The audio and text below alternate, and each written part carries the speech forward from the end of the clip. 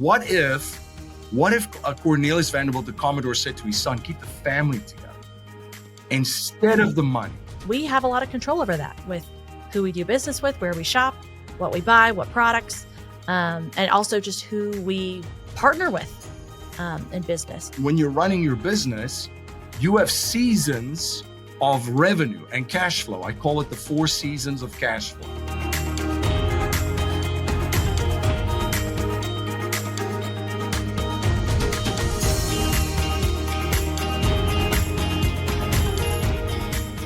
Hello, and welcome to the Liberty Spenders podcast. I am your host, Kristen Luthart, with my husband here, Kurt. And together we're the co-founders of the Prosper Group, an agency that's raised over $500 million and helped elect over 100 members of Congress, 15 governors, 15 U.S. senators, and 1 president. Do you like how I did that, Kurt? Yeah. And today, in addition to helping political candidates get elected, we're helping your business get elected by answering this question. What if you could exponentially grow your business by tapping into a lucrative and engaged audience that we call Liberty Spenders? Now, they are 76.5 million people, and they are looking for businesses and brands that align with their values. If you want to learn more about that, you can read all about that with our best-selling book for free at libertyspenders.com/free. And today we're going to hear a truly hot take on financial advice for business owners from MC Laubscher. I'm ready for it. Yes, he is the founder of Producers Wealth and also is a dynamic entrepreneur, investor, best-selling author dedicated to empowering business owners through innovative wealth strategies. As the founder of Producers Wealth, he enhances financial well-being across the U.S., while his educational platform, Cashflow Ninja, which I like. Oh, yeah. Cashflow Ninja has influenced over 7 million people globally.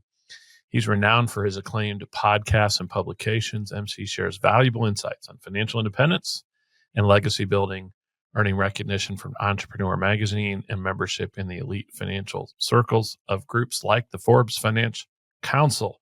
MC, happy to have you. Welcome. Fantastic to be here. I've been looking forward to our conversation. Me too. I'm looking forward to just enjoying the accent. You know. It's always a pleasure when you can appreciate that. It's a little ear candy. Yeah. Well, and you got us excited about hot takes, but I want to start a little bit with you and how you got to where you are now. Because were you born in South Africa? What's the story? How South Africa, now you're in the U.S. How did all that come together? Yeah, I was born in South Africa. So born and raised. Got to watch out for those South Africans. Yeah. I grew up during a very interesting time in that country's history too. So I was a young man when there was massive changes happening from one form of government to another one, and saw a lot of changes, times of uncertainty, times of panic. I saw a lot of tribalism happening back then. So it was extremely interesting. And I look back at it as a gift too, to see what happens and how these things play out when you have massive change, when there is times of uncertainty, when there's panic in a large group of the population, right? And people do get tribal. So it was definitely a gift. I went to university there too. I had a rugby scholarship, so I played sports at university. And when I was done with university, I traveled quite a bit, and then I played overseas. And that's actually how I ended up in the United States. I came here in 2001, backpack, suitcase, a couple $100, sense of humor, sense of adventure, and always good to have those. Yeah, I was just blown away too by the United States and the incredible opportunity that exists in this country. I don't think people understand how blessed they are and how fortunate they are just being born in the United States. It's like you won a lottery ticket.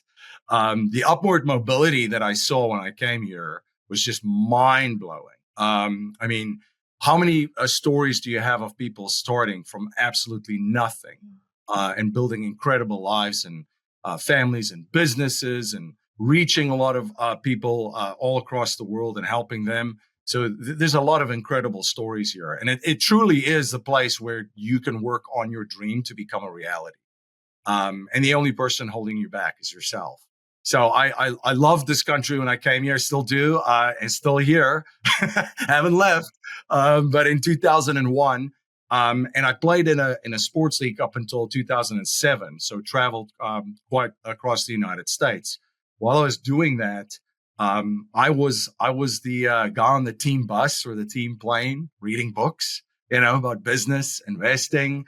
There are a lot of card games going on, a lot of fun to be had too. But I was that guy, and that's when I read Robert Kiyosaki's book Rich Dad Poor Dad. Really resonated with me. Really changed the way that I look at money, finance, wealth, learning. And so forth. And I took action, and I started a real estate business while I was pursuing my career in sports. So taking some of the money that I was making, buying real estate, investing in real estate, and was fortunate enough that, the first property I bought too, that I put some tenants in it. I collected the rent, pay all the bills, and boom, there was cash flow, just like in the book, right? And that's kind of where my journey started with, just in finance, and that truly interested me. And through my real estate business, I started to meet incredible people that, one friend, their family had a family office, which is just a private wealth management firm for affluent families. And I started to see what they were doing, and kind of, for having the mindset of you don't have to be a Rockefeller to do what the Rockefellers do, adopt kind of the same principles, applied it into my own life, and saw massive, massive differences. And it changed the trajectory really financially in my own life back then. And, so much so that I started Producers Wealth, my wealth management firm right now, serving business owners and their families in all 50 states in the United States 10 years ago. So teaching the same principles, sharing the same strategies, and helping business owners implement and execute it. And I was having so many incredible conversations with business owners during that time, realizing there are so many different ways how they can make money, multiply money, and invest, that I launched a podcast called Cash Flow Ninja, which was just a passion project, sharing what I learned. And we were just blessed to have reached millions of people in over 180 countries around the world, sharing just the best minds in business and investing, and their insights. So, but it's, right now, I have my family, my beautiful wife, Megan, my children, Christian and Josephine. We live in Pennsylvania. And I'm just, loving the journey. And as far as like from South Africa to here, a lot of things have changed, but it's interesting how, a lot of things that have served you when you were younger, and that you stay consistent with, still continue to serve you. So, at this center of everything that I do is still my faith. And then just being a lifelong learner, just trying to soak up as much knowledge as possible, continuing to learn. And resilience is another one, never giving up, continue to, always get back up, being persistent, and Absolutely. Always trying to provide value, being a builder, not a breaker in the world today, and trying to lead and light the way, and to have courage to protect all of these things, these values, and core principles. So. Yeah, the Cash Flow Ninja thing is fascinating. We're probably a baby podcast compared to that in terms of how many episodes. How long have you been doing Cash Flow Ninja? Since 2016. Yeah. So 9 years. Yeah. So it's been quite a journey. You're 8 years and 2 months ahead of us. So that is, and you've interviewed a lot of entrepreneurs. If you're identifying, you're interviewing entrepreneurs and talking about the different ways they're making money. What are some of the common themes you've learned from that? What are some of the more interesting topics or people that you'd love to get into as it pertains to your podcast? Yeah, there's so many incredible things that I've learned. One of the things that stands out immediately is mindset, and just how they, some of the incredible guests, how they look at business. Business is it's a vehicle through which you can help other people by solving a lot of the challenges and problems that they have. So if you look at, the world today too, there's a ton of challenges, a ton of problems. Well, there's a business opportunity. So it's that mindset of, creating value through your business, through its products and services. And you're doing so by solving a lot of painful problems and challenges that people have, and being a servant in the marketplace, leading with service in your business, because you are serving your customers and your clients, and always leading with value. I would also say that, and that's just from a business standpoint. From an investing standpoint, I would say that the incredible thing is again, with a mindset of just seeing how very successful investors think. They think long term. They think in terms of 100 years plus. They have a mindset that they would plant the seeds of trees, which they will never, ever sit underneath, which is, incredibly refreshing. They think of multi-generational wealth strategies in terms of that. So they think that, okay, well, and this is the mindset. I am producing and creating enormous amounts of value right now in my business. And now I'm positioning it in assets, and I'm the steward now of the family's wealth, which is this one piece of it that I'm going to pass down to my children and my my grandchildren and my great grandchildren. So, they definitely have an incredible mindset when it comes to that, and also a big part of how they approach everything within business and in investing is to have control over their business, have control over their capital, their money, their in investments, and also the way that they look at wealth in general. It's extremely just fulfilling to see it, because if we think about wealth, the first thing that comes to mind is just money, right? Financial capital. But there's so many other things that it includes. I mean, health. Health is wealth. We've seen it it become a major focal point even in the past election cycle, because there are so many people that don't have that. And if you don't have that, you really understand how big of a part health is of the wealth equation. The same with your spirituality and faith, the family. I mean, if you look at your family, that is wealth right there. It's irreplaceable, right? And then, of course, your business and the asset. But it's a very holistic kind of look at wealth and at business, which is really interesting. Well, and that generational wealth, that goes back to, how family offices perceive things. They have the long game. I'm trying to think of who we heard at a Tony Robbins event, and he interviewed someone, and it was like, I forget how many generations they had a family office where they were investing, buying up land. And to your point, just thinking long game. And it was really refreshing because, if you're someone or an entrepreneur that doesn't come from that, that's a massive shift in how you think. I'm thinking about myself, my children, and my grandchildren, and I feel like I'm doing a good job, right? I can't imagine the long term, or how that would shift my thinking and perspective, going so much further down. And so it's a great thing to pick up from family offices, and how many of them, I mean, not all, but how many of them perceive these things and think about their investments. They're not looking for a short-term game. So I think that's a great insight to share, and what can differentiate, successful mindset and your perspective and how you look at things. One of their biggest investments too is inside of in their family, because they know what the assets truly are, right? Which is, I think sometimes we always look at something outside of ourselves as the asset. It's like, no, it's the individual family members. And if you really pour investment into that, that then grows the family, which then will lead into business growth, the investment portfolio growth and more. But it all starts with the individual family members, which is, it's a completely different look at just wealth in general, and very, very refreshing. Well, and what are you doing if you're not trying to grow your family into, better, more prosperous, healthy and fulfilled people? All the money in the world doesn't mean squat without that, to your point. Yeah, I love this period in our history, late post-Civil War, early 1900s, where we saw the emerging of J.D. Rockefeller, is one of my heroes. Nerd alert. Yeah.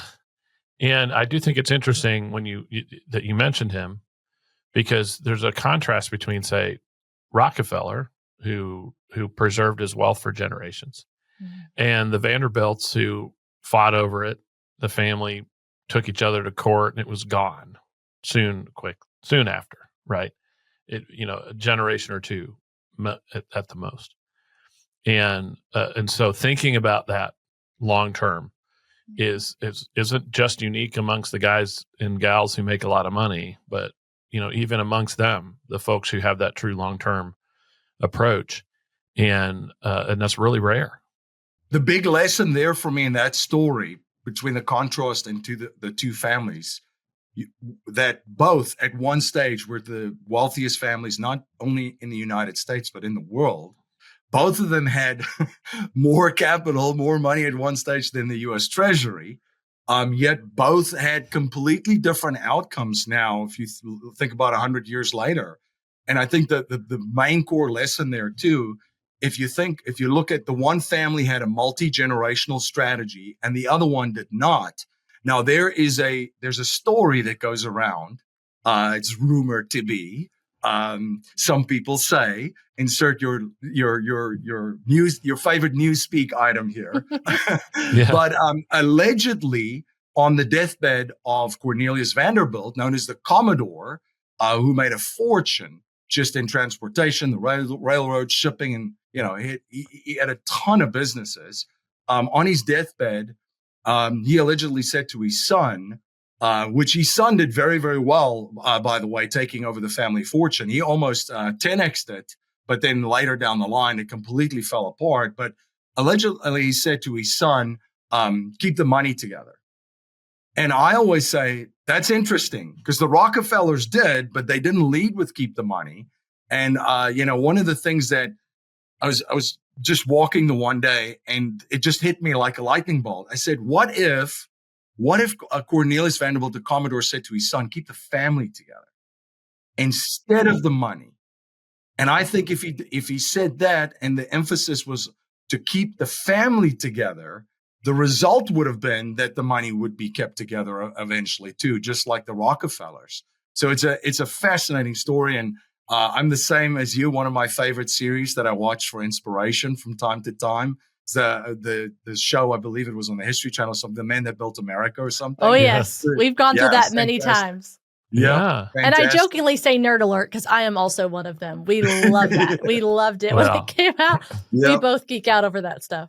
Well, I've also read the biographies of both Rockefeller. Titan is a great book. And about Rockefeller. And then Vanderbilt, I can't remember the name of I think it might have been called The Commodore, but it was his biography. And those guys are just fascinating people. I mean, they're very different people as well. But Vanderbilt bet his entire fortune twice to regain control of his business, or to challenge a rival. And that's a ballsy thing to do. And, Rockefeller, I think, such an interesting innovator, and somebody who saw something before other people saw it, recognized where the real money was made in the oil business. It wasn't in digging up oil. It was in the refinery business, and the boldness. And of course, he's from, he originally built his empire in Cleveland, Ohio, not far from where I was born. I actually got to visit his grave, and people still leave pennies on his grave today, which is a lot for a guy who's been dead 100 years. Just those guys are amazing. And there's a whole host of others in that same time frame that built amazing things, Andrew Carnegie and, Vanderbilt's big enemy, the Getty, Mr. Getty, who kind of rivaled him. And they're just amazing people who, back when the stock market was, 5 guys standing on the corner of Wall Street, right? And what they built there. So, there's a lot to be learned from people like that. And again, what they were able to build with that, both John D. Rockefeller and Andrew Carnegie gave a lot of that money away.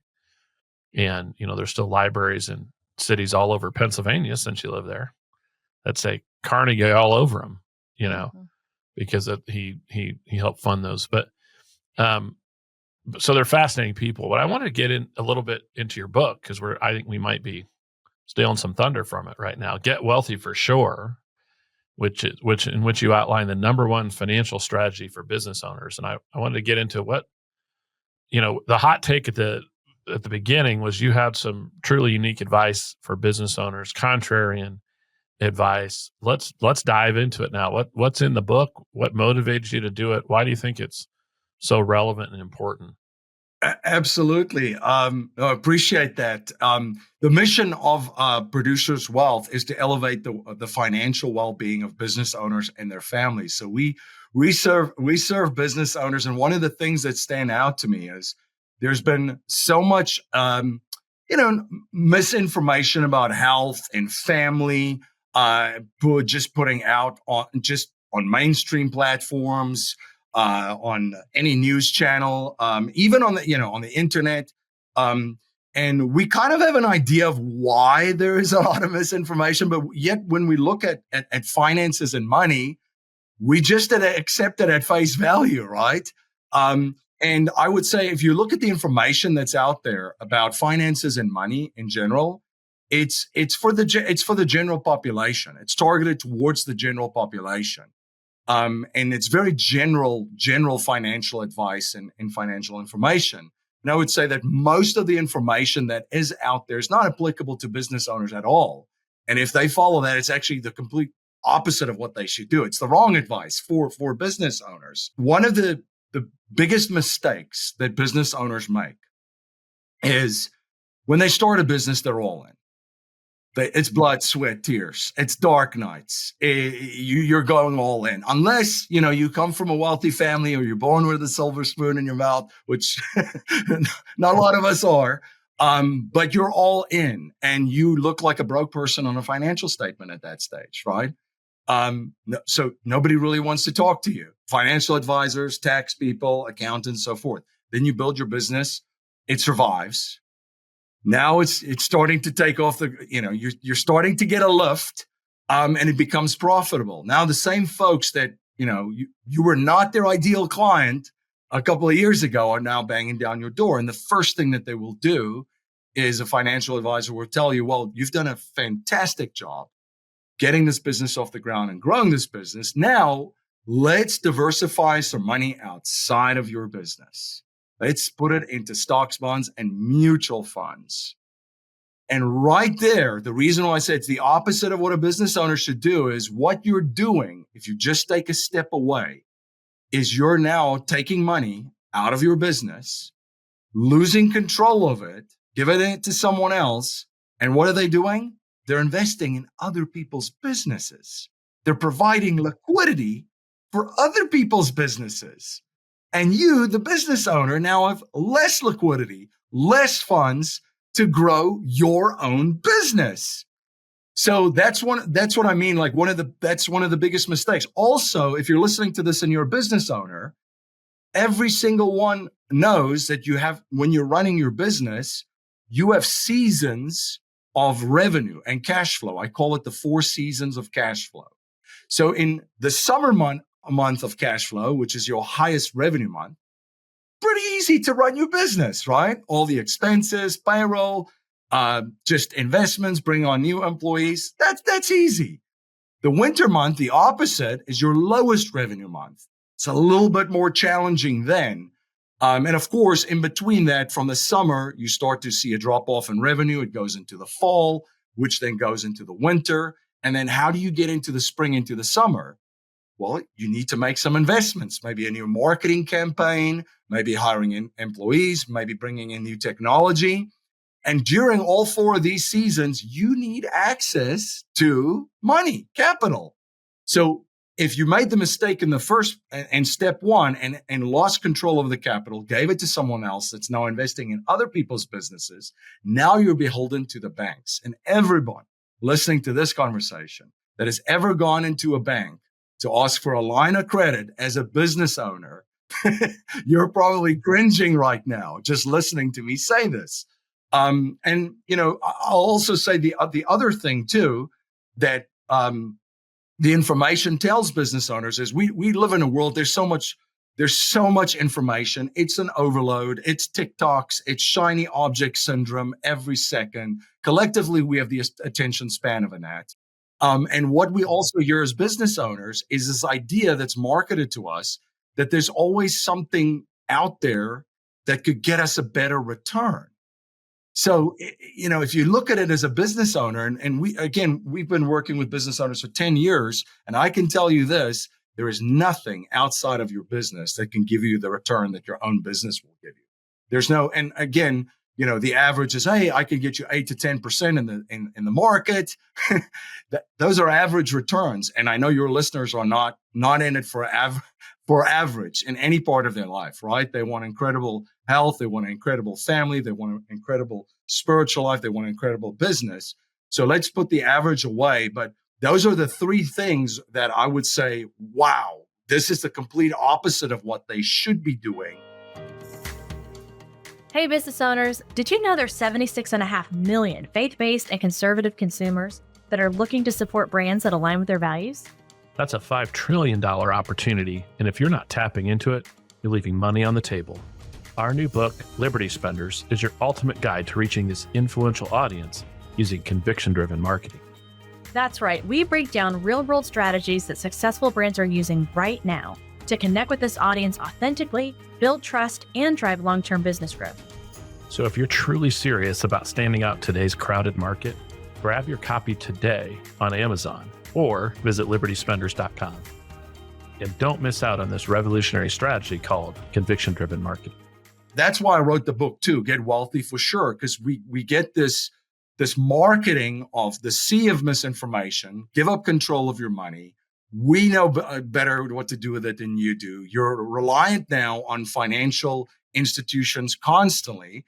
And then the promise that we're going to get rich quick is out there every single day of a meme coin flashing and shooting up or the next stock that doubles or triples. So that's why, I said there's no get rich quick. There's get wealthy for sure. Completely different philosophy. It's discipline. It's a disciplined system and process which provides incredible result when executed, and it aligns all of your capital. We talk about the aligned capital strategy. If we look at our lives too, we're not, I want to say misaligned, if that's a word. There's a lot of misalignment in a lot of areas in our life. An example would be, I'd like to, lose about 10 to 15 pounds and be more healthier. But if I look at my spending habits and what I vote for, well, I'm going to the Chick-fil-A drive-through, once, twice, three times a week, right? Hey, now, them's fighting words. Don't mess with my Chick-fil-A. I'm kidding. But yeah, that's sacred, MC. That's sacred. It's prayed over by Jesus. There's no calories. There's no calories in the Chick-fil-A. No calories, no MSG, nothing bad. But there's a slight misalignment. So it's the same thing when we look at business owners and where their resources are aligned. So there's a big misalignment. So we like to align the intellectual capital, the relationship capital, the financial capital, all in one line, going after their vision, their big vision for their business. So in the book, I share more about how to create systems. So, one of my mentors, the late, great Mr. Nelson Nash, which incredible man. But one of the things that he always said that resonated with me first is, he said, MC, you have to be in the business that you're in, but you also have to be in a second business, a banking business. So what we're doing in our strategy is creating a cash flow management system, which is your own banking system, which positions capital in a place where you can access it at any given point in time to invest in your business, to manage the 4 seasons of cash flow, and also continue to invest in your business by hiring employees and bringing in technology, and also, just investing in other things like equipment that the business might need. So let's pause for a second, because those of you listening, you now know why we call it a hot take. So I think this is very interesting. So what would you say? Because again, for many people, the idea of investing in funds and stocks and other things for retirement, et cetera, is diversification. And it's a hedge against a downturn in your business because, let's face it, things happen. There's innovation, market shifts, all kinds of things. We're imperfect. So we also make mistakes as business owners, and we don't want to leave our families in a bad spot. So I'm sure you've got an answer to this. So what is your response to that concern or critique of, well, wait a minute, are you telling me to put all my eggs in this one basket? Because what happens when there's inevitably a shift there? That is a very, very good question. And there is a strategy of how to diversify from your business without starving your business of access to liquidity and capital. So there is a strategy to do exactly what you're saying, because if one of the biggest things that you should be doing as a business owner is risk management. I mean, a business owner and an investor, I mean, that is 80% of it is risk management. Yeah. Once you make your money, try not to lose it. Yeah. Absolutely. So part of the strategy, the Get Wealthy for Sure strategy, is by setting up this cash flow management system and also setting up this banking system that you have. One of the pieces is you're actually de-risking from your business, because there is money going from outside of your business and into a different vehicle. But you can access at any given point in time. So I'll give you an example. So what we talk about in the book too is how to set up a family bank, and it's a advanced life insurance strategy. Without getting into a complete deep dive with that, this is what happens in family offices. So family offices uses life insurance to warehouse capital in there. So it's a very specifically designed life insurance policy with a very specific life insurance carrier. And it's designed to be a supercharged savings account where the money goes in. So family offices use this because the money is guaranteed. It's guaranteed to grow, and it grows tax free. There's also then a death benefit, which plays into the succession planning, the legacy planning for multi-generational wealth strategy. And then you have guaranteed access to that money at any given point in time, which is also tax-free. You're doing that through a policy loan. So what the family bank does in the system is, number one, it's taking money outside of the business and de-risking the business owner from the business, putting it into a family bank or a family banking system, which could be inside of a trust. So now when the business needs any liquidity to just manage the 4 seasons of cash flow or looking to make investments, the business now gets a loan from your family trust. You're the banker in this whole transaction.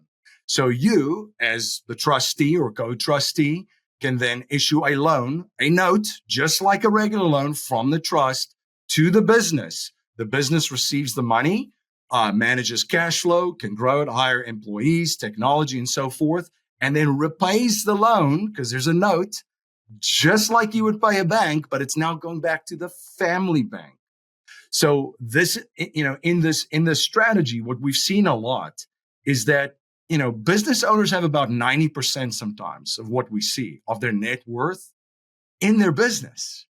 That's not a good spot to be in either. So you should do some risk management and de-risk that situation, because to your point, if there's an economic downturn, if the economy slows down significantly, or you have another shocking event like in 2020, where a lot of businesses didn't have access to capital or didn't know what to do at that stage or had to shut their door, your entire net worth isn't wiped out. You've built this system and this bank outside of the business, but yet you've not starved the business of having access to liquidity, capital, money to keep growing it. So you should absolutely be doing some diversification. There's a time and a place. So that's one way. And then also what we've also seen is that business owners use this strategy to also buy the real estate from which the business is operating. One of our clients used this banking system, got a loan from the family trust to buy the building from which the business was operating. There was 3 other tenants too. Their business was the 4th tenant. So now you've acquired another asset, which you control. You're a tenant. Your business is a tenant in there, paying rent.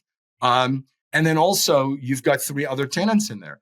So there's a lot of these different kind of diversification strategies of what you can implement and execute. But I think that the central theme here is control, where I feel if there's money handed over and it's in a different bucket, which you have no control over, you don't know if it's gonna go up, down, or sideways.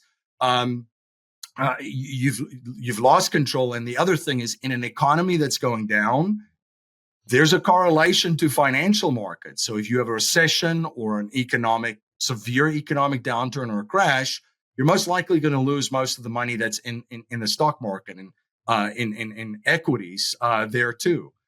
So that's what I would say. But that's a great point. And it was a great question. You should always be thinking of how to manage risk and de-risking. And yes, there's a way of doing these diversification strategies. Well, trust me, I knew that. I mean, I can't be the first person who's asked you something about that. So I just think it's an important thing because, again, to your point, so many business owners, there's a lot tied up in that, and we're investing our mind, heart, and soul and blood, sweat, tears, and everything we have. And so part of what you do to serve your family and to protect, right, again, that long view is to make sure you have other vehicles. And so you've identified some very creative ways to get at that. But I just wanted to mention that. I'm sure I'm not the only person who was thinking that as you're talking. Yeah. Like, wait a minute. Yeah, and there's also another way of doing it too. When you have these systems in place, this banking system, you can actually help and empower local businesses. Another thing that's very near and dear to my heart that I speak quite a bit about is this whole concept of voting with your dollars. Because if you think about it, we all know, we vote and, right. and we just had a big, obviously, election last year. And we think about voting as, okay, we're just going into a voting booth and voting for a candidate, and that's it. But the world around you reflects your most important vote. And that's what you do with your dollars. So, and we know this inherently, right? The money, where we spend our money, whether it's supporting our church, whether it's supporting local businesses, whether it's going onto a great platform like Public Square and doing that instead of other platforms that you don't necessarily share the same values with. We all know this, and we inherently, but the world around us reflects our vote. So I look at this and say, well, who am I banking with? Yeah. Because I'm voting by putting my money in a certain bank. So am I banking with one of these behemoths that's out there that is doing a lot of things that I don't agree with and supporting a lot of political causes that I don't agree with? Where's my savings? Is it in one of these behemoths, or right. Is it in a local? Is it in a local bank in your town where you know the banking president, the bank owner, the shareholder of the bank? You know them; they're part of your community. And the same thing. Where's your money invested in?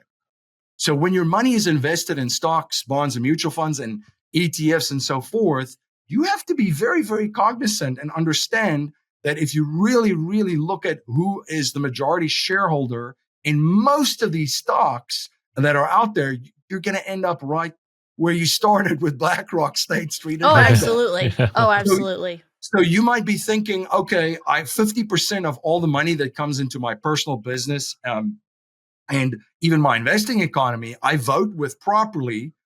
But the other 50% of who you're banking with, where your saving is, and where you save for retirement or the stocks that you own and so forth, that is in a place that the other 50% is in a place that completely doesn't resonate with me. It's the opposite of everything that I stand for and that my family stands for. So with the Get Wealthy for Sure strategy, another way of diversifying your business is you can be a lender, a private lender to a local small business that you support and that you actually want to see survive and thrive. You know, you're a friendly banker. You're invested in the process because they're your neighbor and you're helping them. I think that's a much more worthy investment. Also diversifying outside of my business in that case than, just investing in the equity markets or in the stock market into vehicles that I completely don't support the causes where they're positioning capital or the political contributions that they're making. Oh, Right. yeah. Yeah. Well, and to your point, a lot of these big behemoths are not aligned, No. particularly with our Liberty spenders here. They're going in the exact opposite direction. And being able to control that is powerful. Interestingly, I was about to ask a little bit about that because one of the things that Producers Wealth emphasizes is principles like self-reliance and personal freedom. And I like the connection there because it's somebody who, is a person who values my liberty. I like that sort of self-reliance. And also as somebody, as you sort of alluded to, who's a person of faith, I get really worried that, when I'm invested in the Fortune 500, that some of those companies are profiting off of abortion and pornography and gambling and a whole host of other things that I'm just not on board for. Mm-hmm. And it sounds like that's one of the, kind of benefits of sort of taking control this way is your ability to direct that. Exactly. You get to direct it and put it into areas that are completely 100% aligned with your values and your faith. And it comes back to control, and the concept of self-reliance and then also faith is, when you are implementing and executing a strategy and you're having some success, you can help others. You're in a position to help others and help your community. I think sometimes we lose a little bit of direction of where do we actually start that can really make an impact and a difference. And I always start with the approach of, if you want to change the world, like what's going on in your mind, in your head, right? That's the first place. And then what's going on in your own home? Is that everything that you want? Is that let's start there. Okay. Those circles of influence. Okay. I can control me first, right? And then you expand out. Yeah. Yes. And then your own home, and then your neighbor, and then your neighborhood, and then your community. And then, you just keep expanding and going on. And I think when it comes to the self-reliance that we talk about, it comes from a place where if you have yourself and your own home in order, whether it is, and I know we're talking a lot about investing and money and finance and so forth. So I'll use that example. Then you can help others. You can help your neighbor. You can help your community. You can help your town and so forth. So, and with this strategy, you have a lot more control over it, and you know exactly where the money is going. It's not going into a black box that it disappears, and in the end you find out, wow, what cause did I just indirectly support? And I will say this to all of our Liberty spenders, they know, I mean, this is hard. You really have to deep dive and track and see what everybody, where everybody's allocating and spending resources and money. Well, and who sits on the boards? I mean, you mentioned that before, but it's amazing now, the technology and with machine learning and all of these things now, you can drill down and you can now invest with your values in check, where you can screen, Yep. right, for things that I don't want to conflict on these 5 or 6 issues, and make sure that your investments are avoiding those things. Or to your point, look at yourself as someone who's kind of, I mean, if you don't want to call yourself an angel investor, right, you're a lender. Yep. And being supportive of other businesses that you want to see thrive. So I'm totally on board. And to your point about being aligned, I think that's such a powerful thing that a lot of us don't think about, because it takes being intentional. You'd have to decide, okay, I'm going to take this bucket of money, I'm going to go out and look, right? Or make it known that that's available. And something we've talked about with a number of people on the podcast is just, again, going down kind of a faith component, but where's the Lord moving, and how can you support other businesses that are doing good, that they're providing value to their consumers, and better yet, they're taking some of their proceeds and helping to build the kingdom, because those are businesses we want to continue to see thrive. And to your point, we have a lot of control over that with who we do business with, where we shop, what we buy, what products, and also just who we partner with in business. And so I love that. I think it's great you're focusing on that and sharing that today. Yeah. Well, as we come to the end, we love to do our final rapid fire section / lightning round. We always end with a quick Q&A, 90 seconds on 3 questions. What legacy do you hope to leave behind from your work at Producers Wealth? A lot of our business owners have built an incredible business. We help business owners to now build out their legacy. So the legacy they want to leave is to empower business owners and their families by elevating their financial well-being. Nice. How about 90 seconds on any topic? Just can't be Producers Wealth related. Maybe it's a hobby that's got you going, a good book, something, spiritual, whatever you want to get into. One of the things that I'm focusing on this year is health.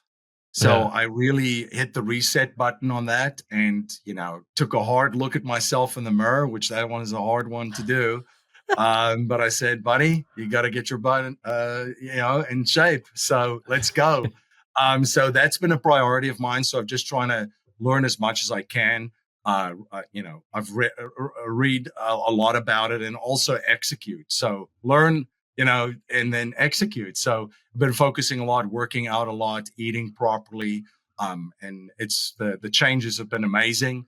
I have a lot more energy to tackle the day. And then also I coach both my son and my daughter's sports. So it's a full day What for sports? dad. So baseball. So my son loves playing baseball and my daughter loves playing softball. So I coach both their sports. So being involved in running my business and being involved in other businesses and then also getting the exercise in and having the energy levels that I need to have incredible quality time with my children and my wife.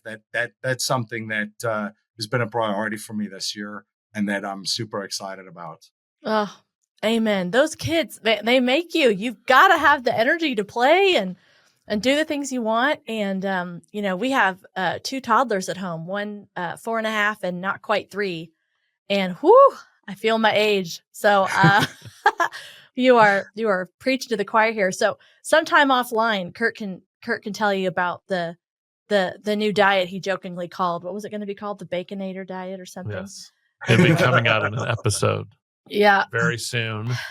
I love it. Yes. 90 seconds on, this is your chance to do some gratuitous marketing. So 90 seconds on why should people reach out to you at Producers Wealth?